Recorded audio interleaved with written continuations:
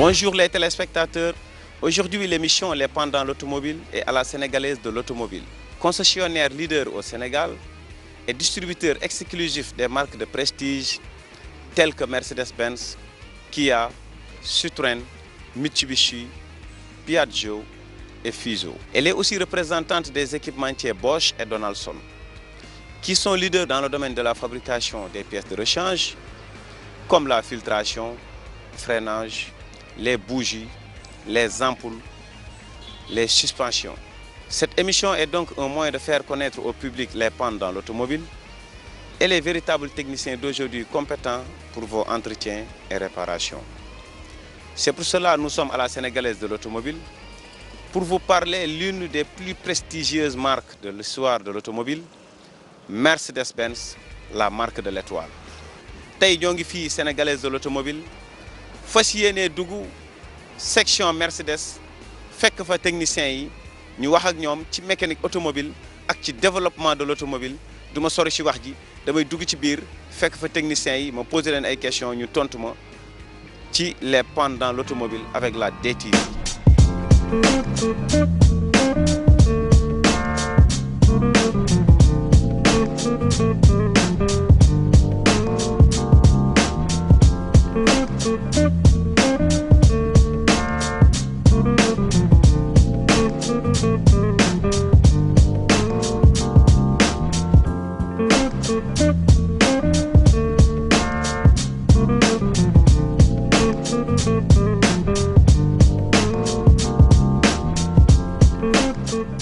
asalaamaaleykum. waaleykum salaam. waaw sëñ Habib Faye yow su ma doon présenté tey Habib Faye dama naan adjoint chef d'atelier Mercedes. Mais Habib ci lan laa la fekk nii. Bon, actuellement ñu ngi ci poste pour entrer tout ce qui est entrée Mercedes fii lay jaax pour ñu mun la préparer defar chaise yi ndax dañoo doon protéger chaise yi ba duñ ko mën a tilimal. Protéger tamit piéton bi fi muy teg tànkam. Pour technicien bi suy liggéey warul tilimal dara ci oto jàmbur. ak defal ko ay protection aussi pour aile yi ndax c'est pas normal nit di liggéey oto jàmbur xam nga yéere yeeg affaire yooyu yëpp mun na am ay fer yoo xam ne mun na xoos peinture client bi donc fii la ñuy préparer loolu. Ensuite client bi su la déclarer dara. Il faut aussi nga xool yeneen vis cachés yi c'est-à-dire mun na am loo xam ne client bi mun na ko jàkk sentir te mu nekk ci oto bi donc fii lay jaar su ñëwee ñu def topo def test rapide aperçu calculateur yi yëpp. Défaut bu mu am ñu xool jéem a xool ndax am na doole sinon amul doole ensuite yëkkati si soof xool amortisseur beeg xool baraay xool suspension bi yëpp pour su ko defee ñu mun a def devis global oto bi avant muy dugg ci biir. kon du question moom paan bi ko tax a jóg rek ngeen di xool mais da ngeen di généraliser oto bi lépp. dañ koy généraliser lépp ndax des fois da ngay anticiper ay problème parce que yow mun na ñëw ne la dafa am problème pneu. nga defar pneu bi muy génn ne la man sama moteur daanul woon tàng daanul woon def nii donc yow soo jëlu sa devant demee jël test rapide yi ndax yëpp da ngay imprimer lii test rapide yëpp ci l'imprime ci benn document da lay wax heure bi nga koy imprimer défaut bi ci nekkoon tout ce qui est donc en cas de réclamation yow noo koy defee yow. bon de juste nga brancher sa machine mu ngi branché aussi OBD oto bi. Ah d'accord. OBD ça veut dire. ça système d'aide si diagnostic Mercedes. léegi yow fi mu ne nii yow lan ngay xool ci oto bi instant bi première li nga ciy njëkk a def. bon oto bi moom état général la ñëw c'est-à-dire client bi dafa nañ ko xoolal lépp. waaw bon mu ñëw commencé nañ def test rapide yi yëkkati ko si suuf xool léegi su paree day dem si diagnostic am na poste spécial boo xam ne diagnostic rek lay def am beneen poste boo xam ne moom mooy def tout ce qui est organe am beneen poste boo xam ne mooy def tout ce qui est climatisation. mais moom dafa déclaré panne wala. bon déclaré na suspension buy wàcc souvent. waaw mais dafa laaj état général oto bi. kon am na ñoo xamante ne seen oto même bu paanul dañ koy indi pour ñu am luñ ci xool ak luñ ci def. bon au fait oto su paanee dem atelier loolu amatul njëriñ oto kay dafa war a ñëw ñu anticiper c'est-à-dire nga def entretien. soo defee entretien moom ngay gisee tout par exemple fii ba 7000 kilomètres lu nar a yàqu fii ba 10 000 kilomètres lu nar a yàqu nga anticiper ko ndax oto suy dem ba daw séance nga nekk ak sa famille di dem Touba mbaa Tivaouane di daw 200 kilomètres à l'heure yaa ngi comprendre te sa oto nekkul en état donc da nga war a def entretien dans 7000 kilomètres sinon 10 000 kilomètres ñu anticiper la c'est-à-dire est-ce que plaquettes yi commencé wul jeex est-ce que amul bras bu dagg boo xam ne sooy daw 200 kilomètres à l'heure mun na la indi ay problème ndax oto c'est destiné à oto normalement kilométrage bi constructeur bi def ñun dañoo jàpp ne client bi loolu lay daw donc yow tout le temps da nga di anticiper waroo gëj atelier doo xaar bu paan rek doo ko def atelier. donc être en sécurité daal il faut muy am suivi. suivi c'est-à-dire anticiper entretien périodique. waaw léegi kon yow fi mu ne nii yaa ngi ci sa test boo xamante ne da ngay diagnostiquer généralement. c'est-à-dire man instant yi mën naa orienter ne oto bi na dem diagnostic sinon na dem électricité sinon poste parce que atelier bi c'est ensemble de postes de travail. fii lay def njëkkee mu dégager point yu mag yi. yaa ngi ko ma tout ce qui est urgent lu nekk priorité lu nekkul priorité fii lañ koy énumérer. appareil bi ginnaaw bi nga ko branché. léegi yow lan la jox comme résultat. bon jox na ma résultat ndax gis na ne moteur bi client bi déclaré wu koon mais moteur bi dafa am problème. waaw dafa am problème ay volets tumble c'est-à-dire oto bi normalement amul puissance. ok du dépasser 3000 tours. mais le client n'avait pas déclaré moom suspension la déclaré woon mun na si naka def attention ndax y a des gens aussi qui roulent pas mais su ñëwee lii soo ko déclaré wul après mu génn daw constaté ne amul puissance après day wax atelier joolaal sama oto après ma am problème donc lii il faut nga anticiper wax ko client bi defal ko sous forme de devis. ok à part loolu.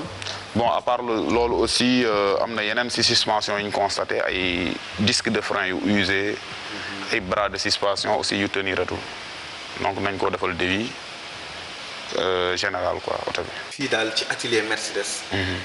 oto bu fi dugg si. bala ñu ciy def dara. lii la ñuy njëkk a def. fii lay njëkkee fii lay mujjee aussi c'est-à-dire su demee si biir tamit ba ñu defaat lépp il faut mu jaaraat fii ñu def contrôle final bi nag dawal ko distance c'est-à-dire nga daw di kilométrage bi laaj.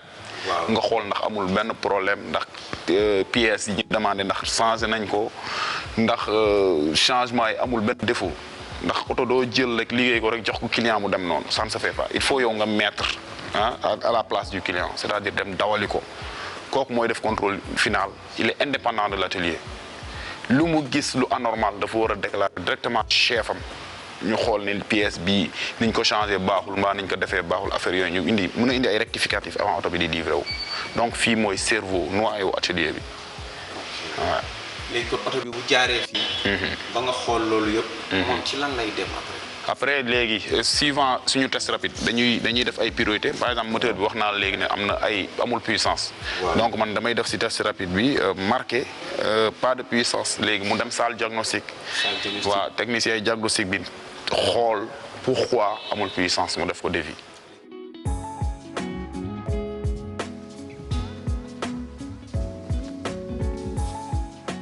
asalaamaaleykum. waaleykum salaam wa rahmatulah. sëñ bi na nga def waay. sant waay. yow dafa mel ni fii Mercedes yaa yor lu jëm ci mbiru diagnostic. waaw. ok. waaw diagnostic. maa ngi ñoo fekk la ci ordinateur bi. waaw mais nag bëggoon naa daal bu may commencer. waaw comme oto laa fi fekk. oto bi ban marque la. ML la. ML. mooy classe M. châssis 164. ok moom lan mooy problème am. fi ñu toll nii oto bi ñaari problème la am. benn bi dafa am problème suspension hermétique. waaw mooy suspension yi nga xam ne air lay doxee. waaw ak problème mu ESP mooy lépp li concerné wàllu comportement wu oto bi suy daw. waaw daf ci am défaut buy affiché bu boobaa nag borom oto bi du daw comme ni mu ko bëggee oto bi du mën joxe tamit comme ni mu bëgg joxe. ok. modèle oto yi léegi. waaw dañu am seen diagnostic gu bopp. ak diagnostic externe boo xam ne ñun dinañu mën permettre ñu mën saytu oto bi xool bu baax la moo nekk ci moom yan problème la am diagnostic interne bi mooy li borom oto bi di gis nga dawal ba mu yàgg xam ne sa oto dafa am problème. waaw loolu lay diagnostic interne bi. am naa problème waaw kañ am naa voyant bii di tàkk ñu ngi may bindal lii ak affaire yooyu fa lay tàmbalee. léegi su tàmbalee foofu loolu à titre d'information la rek pour kii dawal mais loolu ñun dinañ permettre ak appareil bi ñu am ñun ñu dugg xool défaut bu baax xool lan la xam la mooy problème oto bi pour mën ko lijjanti. moom bi mu dikkee ban problème la wax borom oto bi. borom oto bi dañu am benn fiche bu ñuy wax ordre de réparation buy ànd ak oto bi waaw ci la ñu faral di noter ok problème yi oto bi am.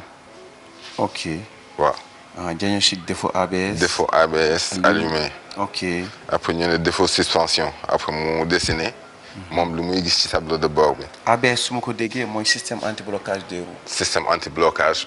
ABS dafa bokk ci benn groupe bu gën a étendu bu ñuy wax ESP. waaw ay ABS ay ASR ak BAS yooyu yëpp ci ESP la bokk. mais ABS ak yooyu nga wax yëpp su ma koy dégg loolu yëpp day dugg ci système freinage. système freinage. waaw léegi ci freinage. avant amu ko woon. déedéet. kon bokk na ci li tax oto doon freiné di drapé di këpp. waaw mais léegi ak ABS. oto mën na freiné. ak allure bu mu mënti am. te du def tonneau. waaw mais ABS. waaw. anti blocage kese la. système anti blocage des roues. waaw loolu day permettre juste soo freiné fekk nga fi nga freiné dafa tooy par exemple wala yu demee noonu. waaw oto bi bañ di saaraan di daw lu gën a bëre lu mu waroon taxaw.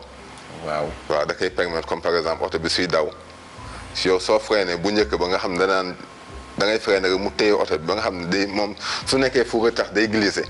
léegi dina ko permettre muy bàyyi di kiiwaat comme ça muy amaat adhérence ba mën taxaw ci distance bu gën a gàtt. waaw léegi nag dafa am benn système bu leen ëmb ñoom ñëpp bu gën a mag. mu mel ne seen yaay. moom la ñuy woowee ESP. mooy oto bi lépp suy daw li war a tax oto bi daw comme il faut. loolu lay système de comportement dynamique ESP. ci la ABS bokk moom day xoolaale moteur bi xoolaale direction bi xoolaale boîte bi. xoolaale BAS bi lépp luy wàllu freinage ak moteur ak boîte ak lépp ba nga xam ne yow fi ñu toll nii soo ñëwoon par exemple di ñëw di yegsi ci virage. yegsi ci virage ak benn vitesse yow soo braqué volant bi rek man la luy jàdd oto bi su gisee loolu système bi su gisee loolu. kon yeneen yëpp dañu war a topp wàññi. moteur bi war na wàññi boîte bi war na wàññi frein itam war nañ taxaw fu ñu war a taxawee. ok waaw kenn Mercedes loolu la mënee gars yi. wàllu comportement oto yi. waaw yow d'après bi nga diagnostiqué. waaw. bi mu la génneelee loolu. léegi yow nan nga xamee ni panne bi lii la. waaw léegi ñun suñu branché ba diagnostiqué. waaw. après daf ñu génneel système yi nekk ci oto bi yëpp. waaw bu si nekk dafa am benn boîtier électronique bu koy gérer bu ñu tuddee calculateur. gars yi di ko wax cassette. gars yi di ko wax cassette ci biti di koy wax cassette mais ñun calculateur la ñuy wax. waaw oto yu bëri nag liñ ci am ci ay calculateur yooyu du bëri mais Mercedes day faral di dajale calculateur yu bëri pour système bu nekk. am calculateur moom la ko boppam. defee waaw système bu nekk am calculateur bu boppam. donc yow soo déggee défaut yi ñu lay wax. waaw défaut yi nit ki ne moom la am problème. mu ne la suspension. boobu yow soo xamee calculateur bi koy gérer. waaw muy ñun ñu ngi koy tuddee calculateur hermétique foofu ngay jëm directement xool yan problème la am. mais moom calculateur boobu am na lu koy jox information. am na lu koy jox information. Oui. parce que moom dafa benn système la gérer. waaw système bu am ay capteurs ak ay actuateurs. waaw moom am na yu koy jox information am na yu muy commandé. yi muy commandé tamit war nañ ko wax ndax man ni may doxee noonu la wala doxewu moom bu baax. yooyu yëpp moom da si tenir compte. ok système bu xaw a yaatu la macha allah. ok ak beneen défaut bi mooy ESC bi tamit noonu la. ABS bii tàkk. yow di nga xam ABS ban calculateur moo koy gérer te maa ngi doon wax ne ñoom dafa am bu leen ëmb mu tudd ESP. waaw léegi foofu ngay dem xool yan problème la am. ok noonu nga koy jàppee. léegi yow d'après bi nga defee diagnostic. mi ngi nii. Ana résultat yi sama diagnostic a ngi nii. ay ci ñu xool ko. bon bi ñu defee test rapide moom yii la ñu génneel. cassette yëpp la lay génneel. wan la bu nekk ban état la nekkee. ok léegi yii mooy seen résultat seen état bi ñu nekk soo gisee mu def ok. waaw mooy amul défaut amul benn problème. soo gisee mu def petit f. mooy am na benn défaut bu mu téye mémorisé. mais fi ñu toll nii gis ko ci biir oto bi. soo gisee mu defal li i tamit. waaw mooy benn instant ci ni mu doon dawee. am na lu mu jàppoon mais jàpp na ne peut-être amul solo noonu. waaw mais ba léegi dina la ko woon pour yow nga xool. parce que mën na nekk problème waaw comme mën na bañ nekk problème. donc ñun ñaari calculateur yi ñu soxla. mooy yi ñu wax ne borom oto bi dafa am problème ak moom mooy bii hermétique moom moo gère suspension bi ak ESP programme électronique de comportement dynamique donc ci ñaar yooyu yëpp la ñu dugg te ñaar yooyu yëpp bu ñu xoolee gis nañ ne effectivement dafa am ay défauts yu si nekk ay défauts mémorisés ok donc bu ci nekk dañ ciy dugg xool lu mu ñu wax. bon ni ma gisee seen organisation garage bi. waaw. ku nekk dafa am ci loo spécialisé. waaw yow d'après boo defee diagnostic bi. ba gis ni panne bi lii la. waaw yow léegi panne bi. kat moo koy defar. yow yaa koy démonter defar ko wala dafa am. keneen ku koy defar. waaw parce que réception baa ngi nele. waaw. après ñu jàllale oto bi indi ko fii. léegi bu jugee fii ndax day dem feneen wala fii la ñuy démonter yëpp defar ko. waaw mën nañu démonter fii yëpp defar ko. waaw ça dépend ci disponibilité atelier bi. waaw ak sama disponibilité man. waaw ak disponibilité pièce yi. ok parce que tey jii su fekkee noonu dafa am oto yu bëri yu ma war a diagnostiquer. waaw après gis lii nekk dafa am problème. capteur de roue par exemple bu ñu war a remplacer. waaw foog mu jël oto bi teg ko ci pont. démonter ak affaire yooyu mën na ma jëlal temps su fekkee ne am na yeneen oto yu xaar liggéey boobu mën nañ ko jox keneen. dañuy jël rek yóbbu ci biir keneen def. ok waaw su fekkee ne nag disponible na aw ma benn compte temps mën naa ko defal sama bopp. ok mais bii daal moom démonter gu leen ko. non démonter guñ ko parce que en fait borom oto bi. devis la laaj. waaw devis la laaj dañ koy defal devis rek wax ko sa oto problème bii ak bii la am pièces yi nga war a changer mais de temps nga war a fay. loolu la laaj. aussi man dafa am leneen loo xamante ni. maa ngi koy gis ci mécanique automobile. waaw tubaab bi. ni muy avancé ci oto dafa gaaw trop. waaw dëgg la léegi yéen. d'après seen formation. ak ni ngeen maîtriser Mercedes. su fekkee léegi tubaab bi avancé na ci benn. système bu bees waaw léegi yéen. nan ngeen di def pour maîtriser système boobu. non fi ñu toll nii ñun ni ñu ko mën waxee Mercedes daf ñu gâté. parce que daf ñu jox documentation bu mat bu am doole. muy wis documentation atelier. lépp loo gis ci Mercedes loo ci joxañ soo bëggee xam nu muy doxee ak nuñ koy dindee ak fekkee ne composant électrique la ban naka la schéma am mel am nañ logiciel bu ñu permettre ñu def loolu. comme fi ñu toll nii yow soo ñëwoon bees ci Mercedes bëgg xam naka la suspension hermétique bi di doxee. dox ko c'est la wax de. am nañ documentation pour loolu nga xam naka lay doxee. kon mécanicien bi mënul dem sans documentation. déedéet mécanicien bi. day ànd ak documentation pour liggéey depuis le début. waaw yàgg na bokk. données constructeur dafa yàgg bokk ci mécanique automobile. waaw donc du yow da ngay ñëw liggéey nii rek sans données constructeur wala. comme li ñuy wax rek jaay géer yi après dem songu oto jàmbo dindi lii dindi la xalaat ne lii la war a demee loolu amatul léegi da ngay xam naka la après nga soog a mën liggéey balaa ngay mun dépanner da ngay xam affaire yi nu muy doxee foog nga xam ko nga soog a mën liggéey. le mécanicien d'aujourd'hui moom mënul dem sans documentation. déedéet il faut mu ciy sori bu baax. foog mu ci sori. kon sama mbokk mécanicien yi ñoo ko déggandoo. kon nag nañu jàngi. parce que tubaab bi dafa ni évolution technologique. donc kon il faut ñu avancer ci loolu. mais d'après loolu. waaw leneen lu ngeen ci def comme formation. ci Mercedes. si dañu def ay formation. waaw su amee système bu génn. waaw oto bu génn moteur bu génn boîte de vitesse bu génn yu nekk dañuy am ay module de formation. donc lu génn bees rek. am nañu ay module de formation yu ñu def pour sous-région bi. yoo xam ne dina la permettre tamit nga am ay connaissances yu bëri ci affaire yooyu. ok nga xam ni ñoom la ñu dolli fële.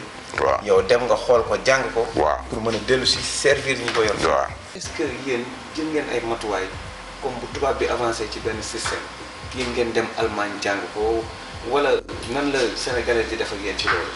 bon matuwaay bi moom c'est anticipé quoi par exemple mën nañ jël benn. formation 2 ans avant oto bi di wàcc c'est-à-dire avant oto bi di ñëw Sénégal mën nañ def formation bi 2 ans ou bien 3 ans avant donc côté formation c'est très bien respecté ici.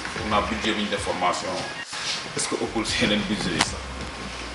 tout pour servir clients yi. tout pour satisfaction client ndax par exemple oto moom diagnostic yi muy def nu muy gagner temps c'est-à-dire ñu quand temps bi gën a réduire rek client bi di fay moins te client bi su fayee moins day kontaan ci marque bi te su kontaanee ci marque bi day gën a jënd oto donc loo négligé rek day feeñ après donc tout doit prendre être pris au sérieux.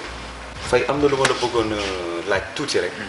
ci oto yi nga xamante ni ñu ngi wàcc fii Sénégal te nekk ay venant de France wala venant d'Italie ay venant daal comme ni ñu koy waxee bon dama ci gis oto yoo xamante ni dafa mel ni daal defaruñ ko pour Sénégal. loolu mooy problème majeur bi nag actuellement si automobile ndax soo demee atelier yi léegi ay oto yu bees rek ngay fekk ñu gaare épave oto yoo xamante ne oto yu bees la ndax actuellement Europe ñu ngi si euro 6 ñu ngi euro 6 donc ñoom dañoo laaj ay gaz yoo xamante ne pourcentage kii bi muy joxe léegi dafa faible tellement te oto yooyu ñoom ils ont un carburant très raffiné seen huile amul luñ ci wax donc ñooñu mun nañ dox foofu sans problème mais soo leen indee fii ak suñu carburant ñun non seulement depuis 2007 ba léegi on vend plus de diesel en Mercedes presque parce que suñu carburant yi oto boo indi fii diesel tamit da ngay sonal sa bopp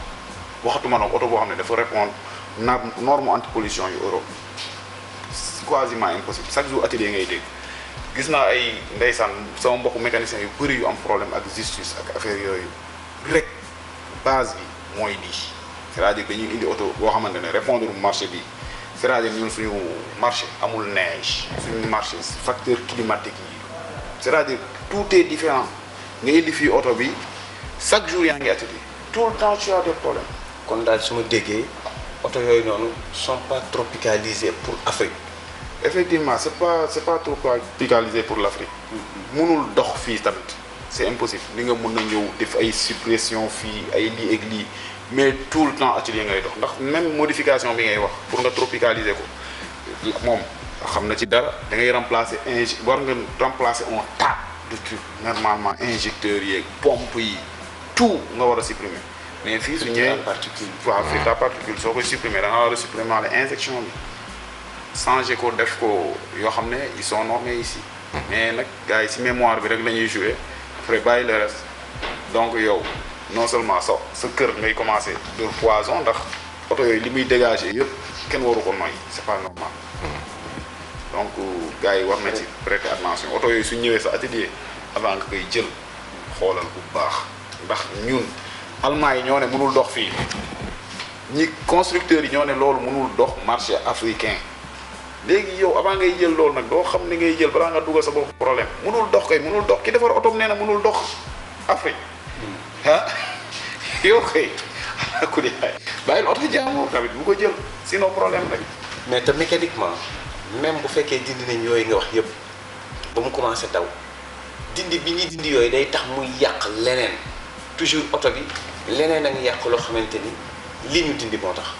waaw yeneen c'est loolu moom mënul ñàkk ndax suppression bi dafa laaj ay moyens c'est-à-dire soo ko supprimer ci mémoire bi dafa war a ànd ak ay affaires c'est-à-dire ay comme ni ma ko waxee injecteurs yeeg pompe bi tout ce qui est injection da nga ko war a teg fële normalement ñun bi ñu ko jéemoon proposer ça tournait aux environs de 7 à 8 millions pour nga def modification bi loolu njëgu oto la comprendre donc mais da nga koy def ñaari oto ñetti oto mënul dem ñu ne ñu annulé ndax jéem nañ le tout pour jéem a aider clients yi jënd oto à l'extérieur mais usine bi ne bàyyi leen loolu bu leen sax jëlati oto yooyu ndax mënu fee dox on a tout fait en maison jéem nañ lu ne pour au moins mun a dimbale ñi jënd oto en Europe ñu mun a circuler fii impossible mënul nekk.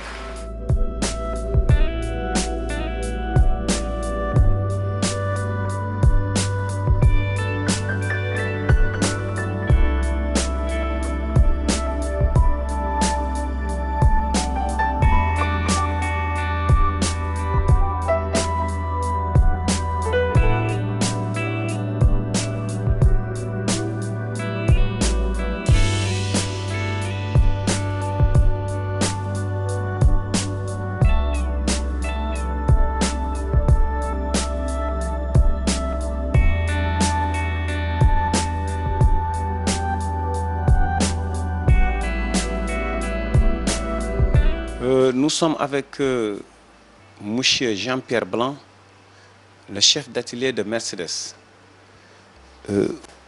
Bonjour, Monsieur Blanc. Monsieur Seck, bonjour. Vous qui travaillez pendant des années sur Mercedes, Oui. qu'est-ce que vous pouvez nous dire sur cette marque, votre organisation et vos moyens comme matériel? Alors, déjà, Mercedes, c'est l'une des meilleures marques pour moi, hein, bien sûr. Hein, c'est la marque à l'étoile, c'est la marque de prestige. Donc, qui dit prestige, meilleure équipe. Ici, à la Sénégalaise, nous sommes très très bien équipés. Hein. Nous avons les meilleurs ouvriers. En fait, ces ouvriers font des formations chez nous et font des formations chez Mercedes régulièrement. Nous avons du matériel prévu pour ça et nous avons des outils pour faire des diagnostics. Nous avons une formation permanente sur tous les nouveaux produits, ce qui est très important car la gamme Mercedes évolue en permanence, notamment au niveau de la sécurité, au niveau du confort. C'est pour ça que nous sommes équipés pour cela. Selon vous, y a-t-il une différence entre ces Mercedes importés et les Mercedes que vous commercialisez au point de vue norme? Bien sûr, Oui. bien sûr, il y a d'énormes différences entre une voiture importée et une voiture qui est vendue par le concessionnaire. Pourquoi? Parce que le concessionnaire, déjà, fait le nécessaire avec l'usine de donner les caractéristiques du pays et donc le constructeur fabrique la voiture pour le pays. Une voiture qui est achetée, par exemple, pour les États-Unis, elle est conforme aux États-Unis, mais pas conforme pour l'Afrique. C'est un véhicule qui n'est pas prévu pour le mauvais carburant qu'on a ici, pour les mauvaises routes. Les options qui sont prévues ne pourront pas tenir bien longtemps chez nous. C'est pour ça que les véhicules qui sont préconisés par le constructeur et donc par le concessionnaire sont les meilleurs adaptés pour l'Afrique et notamment pour notre pays ici au Sénégal. Alors bien sûr, les véhicules qui sont importés, qui viennent chez nous, on a des difficultés pour les entretenir et pour pouvoir faire des réparations fiables pour que le client soit vraiment satisfait de la marque. Parce qu'en fait, les véhicules qui ont certaines normes, qui arrivent d'autres pays, qui, comme je disais tout à l'heure, ne sont pas conformes, nous ne pouvons pas faire des réparations vraiment très très fiables. Donc le client serait déçu de la marque et bien sûr déçu de la sénégalaise automobile, car nous ne pouvons pas réduire et supprimer totalement le problème. Pour terminer avec vous, Ouais. parlez-nous un peu sur l'évolution technologique de l'automobile et quel type de formation doit avoir le technicien d'aujourd'hui pour pouvoir réparer les véhicules modernes? Alors pour réparer les véhicules modernes, c'est un grand cheval de bataille pour moi depuis très très longtemps. Parce qu'en fait, effectivement, la technologie évolue tellement vite. Et on est passé à l'ère de l'électronique, de la communication entre véhicules et autres, ce qui fait que les techniciens de la rue, il faut qu'ils se forment, et qu'ils se forment dans des lycées prévus pour ça, et qui ont la possibilité de pouvoir faire évoluer leur technologie. Parce qu'en fait, si on ne peut pas suivre et faire des formations, le mécanicien de la rue sera vite dépassé. Car la technologie, ne serait-ce que pour les suspensions, les moteurs, les antipollutions, tout ça, c'est une évolution qui se fait très rapidement. Et donc le mécanicien, il faut qu'il puisse faire le nécessaire de ce côté-là. Je sais qu'il y a des lycées, je sais qu'il y a des universités qui pourront évoluer de ce côté-là et qui vont permettre de faire évoluer nos techniciens. Nous-mêmes, on fait des formations à certains mécaniciens qui sortent des écoles et qui passent 1, 2, voire 6 mois chez nous pour pouvoir apprendre la nouvelle technologie. Qu'est-ce que tu donnes comme conseil les conducteurs de véhicules? Alors, première chose, c'est être patient. Je vois qu'au Sénégal, ça fait plusieurs années que je suis ici, mais on a de plus en plus de chauffeurs qui n'ont pas d'expérience, qui se trouvent toujours très pressés pour pouvoir passer, ne respectent pas. C'est le respect pour moi. C'est le respect qui est très important. Et le respect passe par le calme. Et donc savoir comprendre déjà comment on fonctionne et comment réagir avec le code de la route, mais savoir réagir avec sa voiture. Une voiture a de plus en plus de puissance, et si on ne sait pas maîtriser cette puissance, ça engendre d'énormes problèmes et des accidents. On a de plus en plus de voitures qui vont très vite, mais on n'a pas le chauffeur qui est prévu pour ça. Donc le problème, il est là. C'est l'expérience qui va venir petit à petit, mais il faut faire nécessaire de ce côté-là que l'on respecte le code de la route. Donc la ceinture de sécurité, les distances de freinage, la vitesse en ville, le passage piéton, ainsi de suite. Tout ça, c'est des parties qu'il faut vraiment... Le respect. C'est le premier mot que j'ai dit quand je suis arrivé ici dans la Sénégalaise à mon équipe mécanique. J'ai dit le respect. Je vous respecte, vous me respectez. Vous me respectez, vous respectez votre client. Donc vous allez respecter sa voiture. Et en respectant sa voiture, le client sera satisfait du travail que tu auras fait. C'est simplement ça, le respect. Et quand vous avez tout compris, tout se passe bien comme il faut. Ok. Merci, Monsieur Blanc. C'est moi qui vous remercie.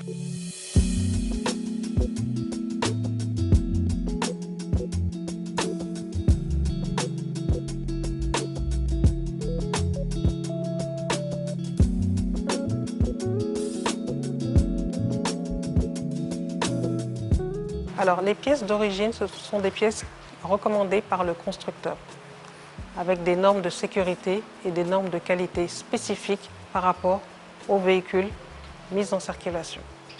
La différence donc entre les deux, c'est une question donc de matériaux. Les matériaux utilisés pour les pièces d'origine sont beaucoup plus performants et beaucoup plus consistants que les pièces adaptables. Auto-investissement là déjà.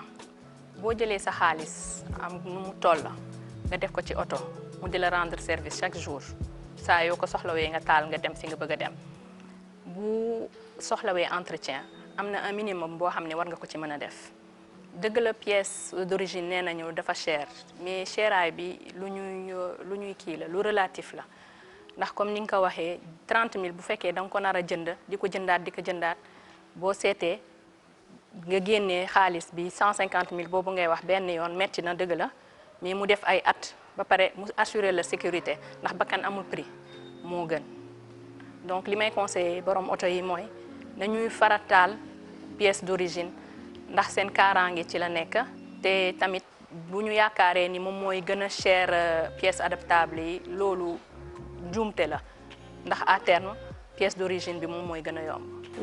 La sécurité sur les pièces adaptables et la sécurité sur les pièces d'origine comportent une différence, notamment donc, sur le matériel utilisé pour fabriquer les pièces de rechange d'origine et sur le matériel utilisé pour fabriquer les pièces adaptables.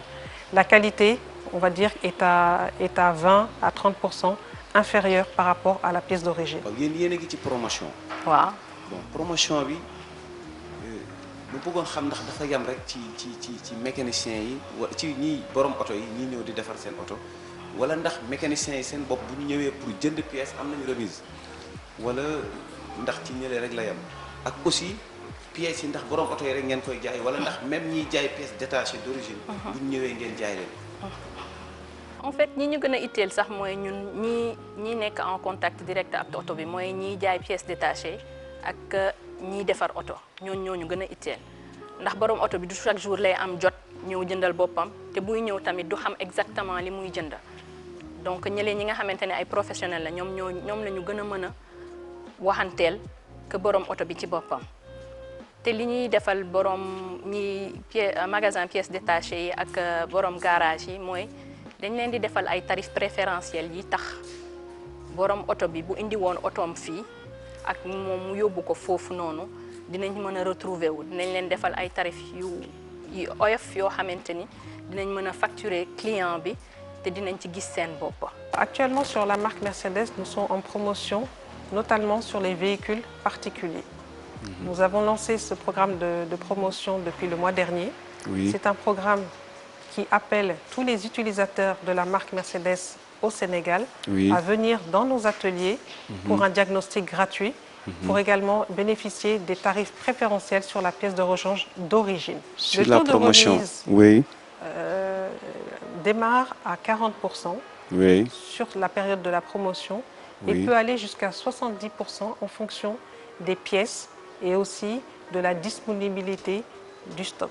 ndax li ñu itteel ñun ci njeexteel bi mooy borom oto bi na am satisfaction te na am kaaraange ci otoom loolu moo ñu itteel donc borom oto bi bu mun a am accès bu mun a ñëw ci ñun garagiste bi koy defaral otoom may nañ ko accès boo xamante ni war naa mën a ñëw jënd pièce d'origine bi nga xamante ni mooy qualité bi mun ko defal borom oto bi ci même condition yi de xëj na du nekk même condition liggéey yi que suñu atelier yi mais au moins à terme dina mën a am même qualité ci réparation bi wala même sécurité bi ñuy xaar ci finalité bi. C'est une promotion qui a démarré donc le 1er mai Oui. et qui se termine au 31 juillet. Au 31 Nous invitons juillet. donc tous nos clients Mercedes et les clients qui ne sont pas Mercedes à venir visiter nos ateliers et faire le diagnostic dans nos ateliers. Une grande majorité de pièces sur des véhicules dont le parc roulant est à Dakar sont disponibles dans notre stock. Alors les garagistes avec lesquels nous travaillons bénéficient d'un tarif exceptionnel sur la pièce de rechange d'origine, mais également sur des pièces d'autres marques que nous avons en stock. Nous avons aujourd'hui la marque Bosch qui est un équipementier reconnu mondialement et nous travaillons avec les garagistes sur les pièces de la marque Bosch et les pièces constructeurs. Bosch moo di équipementier mooy ki nga xamante ni dafay defar pièce ndax bu différence am encore constructeur mooy ki nga xamante ni dafay concevoir oto bi defar ko mettre ko sur le marché mais kiy defar oto bi du moom mooy defar pièce bi moom dafay joxe ay cahier de charge am ne man kat sama oto bi lii ak lii laa ci bëgg ci norme de sécurité donc équipementier bi la koy jox. Bosch nag boo ko gisee moom mooy leader ci équipementier yi dans le monde oto yu bëri en première monte bu oto bi di génn usine moom moo koy équipé donc ñun dañoo lëkkaloo ak Bosch pour mën a fournir askan wi ay pièces de qualité adaptable bëri na fi wante ñun dañuy fournir ay pièces yoo xamante ni ay qualité première monte la loolu tax ñu lëkkaloo ak Bosch ndax mënuñoo nekk leader ci marché bi ci njaayum oto di jaay ay oto yu am qualité ak sécurité ak prestige ba pare à côté di ci def yeneen loo xamante ni du noonu looloo tax ñu lëkkaloo ak kii di Bosch ak kii di Donaldson tamit mu nga xamante ni moom ci milieu filtration mu nekk surtout ci industrie bi moom mooy ci leader tamit ci technologie de filtration. léegi yow lan ngay tëjee sa dernier mot. li may tëjee mooy ñu ngi woo askan wi dëgg la nit ñi am nañu xel ni xëj na boo demee ci concessionnaire chaque fois njëg gi dafay yokk moom mooy gën a cher et tout mais loolu peut-être idée reçue la am na ay temps dëgg la woon écart bi am bëri woon na trop mais ñun concessionnaire yi ñu ngi def suñu kéem kattan pour chaque jour mën a apporter suñuy client pièce bi gën ci njëg bi gën donc duñu jug ci def ay efforts pour mun leen a fournir à chaque fois la meilleure pièce comme on dit avec le meilleur prix. Je recommande aux conducteurs de véhicules de marque constructeurs de venir en atelier, de diagnostiquer assez régulièrement le véhicule et surtout d'utiliser des pièces d'origine pour la sécurité, pour la qualité aussi des pièces et pour la longévité de leur véhicule. Client Mercedes yi maa ngi leen di gën a ñaax tey di leen ñaaxaat pour ñu mën a ñëw Sénégalais de l'automobile indi fi seen oto pour ñu mën ko fi réparer parce que Sénégalais ba fi indee sa oto satisfaction rek ngay am Mercedes ku mu dem ba wóolu la ñëw xool sa entreprise wóolu la jox la carte pour nga représenter markam xam nga ne doo entreprise bu ndaw Sénégalais de l'automobile ay employés yu xarañ le recruter ay techniciens yu xarañ le recruter indi leen fi ñuy liggéey di réparer oto yi année bu nekk at bu nekk dañuy jël techniciens yi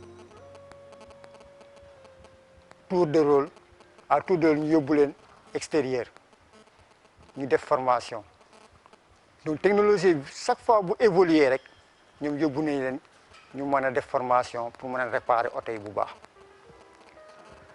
pièces yi ñuy monter ci oto yi ay pièces d'origine la Mercedes lay jógee directement donc réparation bu ñu fi def garantie nañu réparation bi en termes de service garantie nañu pièces yi en termes de produit kon oto bu fi ñëw dinañu la réparer nu mu gën a baaxee ni ko Mercedes exigé pour que yow client bi nga mën a jël sa oto doo si mën a am problème. waaw mbokk téléspectateurs yi ko ñoo ko gisandoo ñu ngi woon fii sénégalaise de l'automobile defe naa liñ ñu leeral fii ak liñ ñu farañ fàccal mënuñu am lu ko gën a leer ci automobile comme niñ koy waxee rek seen émission les pendant l'automobile ak DTV dañu dikk ak yéen ci yeneen ak yeneen ci 2017 bi ni ko tubaab di waxee qui veut aller très loin doit ménager sa monture kon nag sa oto donc war a toppatoo def ci li nga ci war a def ba foo jógee bëgg a dem doo am dara lu la gàllankoor ñu ngi leen di jaajëfal ba ci seen beneen émission